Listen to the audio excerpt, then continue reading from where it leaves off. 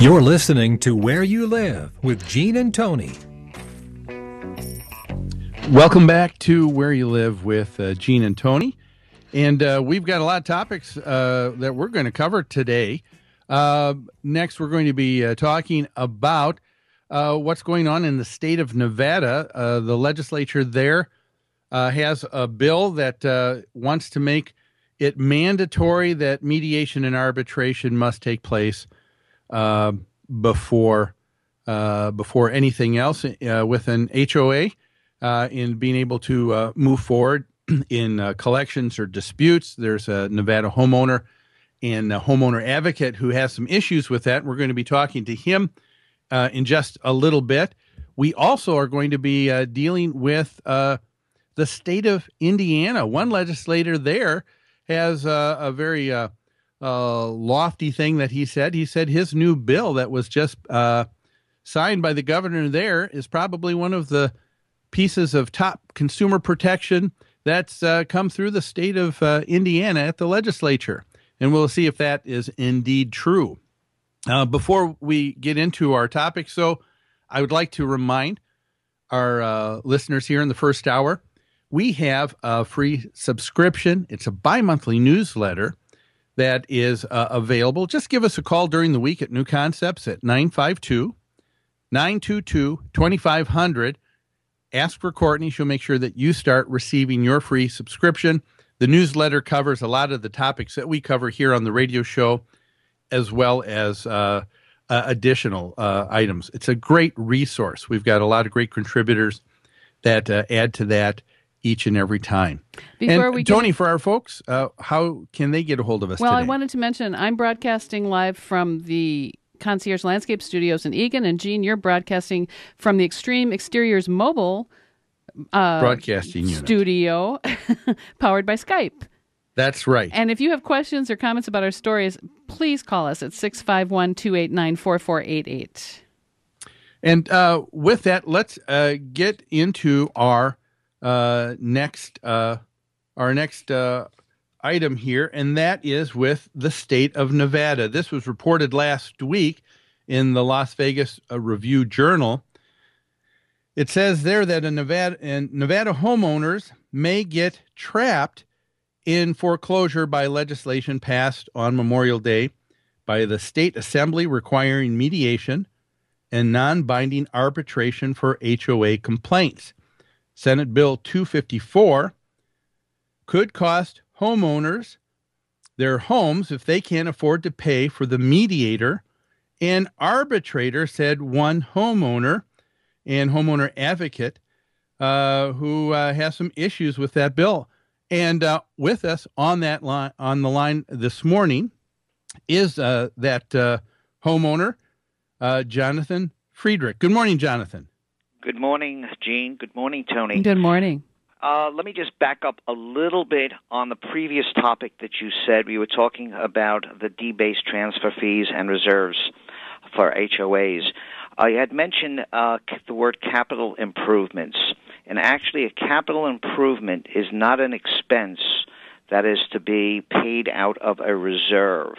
The reserve funds are used only for repair, replacement, or maintenance of the existing common elements, where a capital improvement, for instance, if the community did not have a swimming pool, and in the community decided they wanted a swimming pool, that would be a capital improvement after the developer had turned over the project. So that has become a major problem in the state of Nevada, where boards decide to use reserve funds for capital improvements, and that's a no-no. I guess I would probably take maybe a little bit of issue with that, Jonathan, thinking that a little bit of that is just semantics, because a capital improvement is, yes, improving those large items, and I think I don't think a lot of people would deny the fact that if the roofs need to be replaced, that's a capital improvement. But I'd like to suggest that a more what you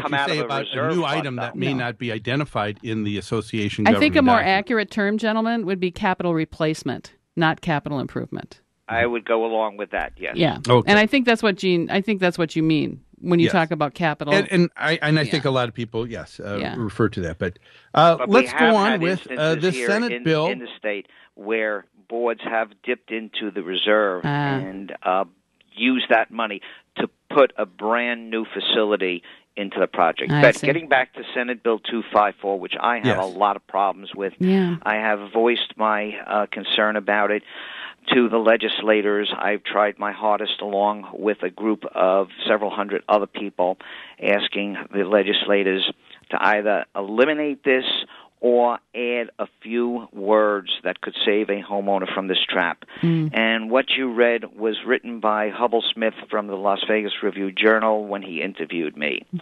The way it's set up, currently there is the Office of the Ombudsman, and there are almost 3,000 homeowner associations in a state with less than 3 million people, approximately 2.5 million people.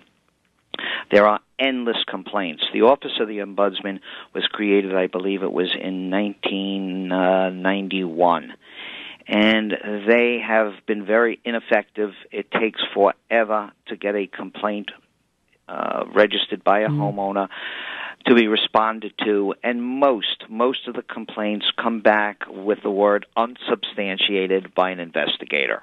Okay. Why do you think that there are all of the complaints that are being put forward with this ombudsman office? I call the concept of a homeowner association a social experiment in America that has failed. You have people that have bought homes, and they are held to very, very rigid standards called the CC&Rs. Some of them understand it, some of them don't. They're very complicated. They're written by attorneys, and these attorneys have a way of putting verbiage to the paper that is very difficult to comprehend. They also have something, and by the way, CC&Rs are difficult to amend. Usually it takes 50 to two-thirds % of the homeowners to make a change. But boards that run these associations, who are made up of homeowners, can change the rules.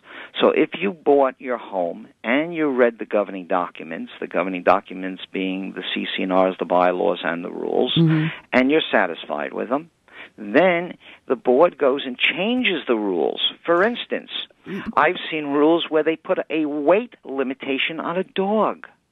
If your dog is over 35 pounds, you are now in violation of the regulations. That wasn't in the governing documents when you bought your home. Let me clarify don't think something, that, Mr. Friedrichs. Homeowners are involved in the process of making the rules and regulations for their homeowners association? I'm sorry, you were both talking at the same time, so I didn't hear the first part of the conversation. I was asking the question. You don't you believe that most homeowners are involved in the process of giving input for their rules and regulations? No, it is the board members. And you have to remember, when you live in a homeowner association, you do not live in a democracy. You live in a representative type of government. Which is exactly what our federal government is. Exactly. And our state government. So that would be my question. If the board is elected by the members, how can you say that the members have no say in what goes on? Because of voter apathy. You have very few people, and I can only speak for what's transpired here in this state. I live in a 116-home homeowner association, and if they're lucky, the association will get between 30 and 40 people voting in an election. Most people just don't care. They feel that, well, the board is going to do whatever they darn well please, and it's a waste of our time. They don't even show up for meetings. Yeah, sometimes people don't show up for meetings, though, because they're perfectly content with what's going on, don't you think? No, that's possible. You think that's never happened? I know when our board tried to change the CC&Rs several years ago, more people showed up than had ever showed up for a meeting. And it was an important issue. I blew the whistle that this was coming down the track. But getting back to Senate Bill 254, because we're digressing here, if a homeowner currently files a complaint with the Office of the Ombudsman in the Nevada Real Estate Division, there's no fee, no charge. You may or may not get a response in your lifetime. I'm being sarcastic there. And usually they are kicked back where the complaint is unsubstantiated. You didn't bring enough proof. There's always a reason to sweep it under the carpet. So Senator Koppening's bill, and by the way, Senator Koppening works for the HOA industry. She's an employee of Del Webb Pulte. And she introduced 7 homeowner-unfriendly bills in the session. Anyhow, it requires you, as soon as that complaint is filed, you go to mandatory mediation. There is a $500 fee for the mediator. And the way the statute is currently written, and it hasn't been signed into law yet, hopefully it won't be, the state may pay for the mediator's fee of $500 if the Common Interest Community Commission approves it. The state representative of the administrator for NRED claims there's $100,000 in the budget to pay for the mediation. That means there will be enough money to pay for just 200 mediations. Thereafter, Jonathan, let me go back and ask you something, because this was you made a statement that I think needs to be addressed. You said that you felt that a majority of the cases that come to the HOA, to the Ombudsman office, is something that just kind of goes away about 85% or so because there's not enough information. It's unsubstantiated. Is that correct? I didn't use the term 85%. That we'll get to as far as the arbitrations go. Okay. But the ones that I've seen, and there are dozens and dozens of them, are kicked back saying it's unsubstantiated. Now, there's another gentleman here by the name of Tim Stibbins who lives in a very large let me address that. If so, there is another body that's taking a look at a proposed complaint here, an alleged complaint, and they said, I don't see anything in here for this to go on any further. Could it not be the case that there are many folks that are just bringing things up that are just frivolous? No. That's not to say that everything is, Jonathan, but that a number of things could indeed be frivolous. It depends how you define frivolous. For instance, if a board fails to hold a budget ratification meeting, is that frivolous? And when the state statute says in 2 places that they must hold a board meeting, that's not frivolous. When a board... No, and again, you're giving me an example of things that aren't, but let's talk about... But those aren't the ones that are... Well, that's where it I think that the Ombudsman office is throwing out. Gentlemen, I need to interrupt you. I'm so sorry, but we have to go to a break. We've been broadcasting live from the Concierge Landscape Studios, and we will be back with this discussion with Jonathan Friedrichs after these messages.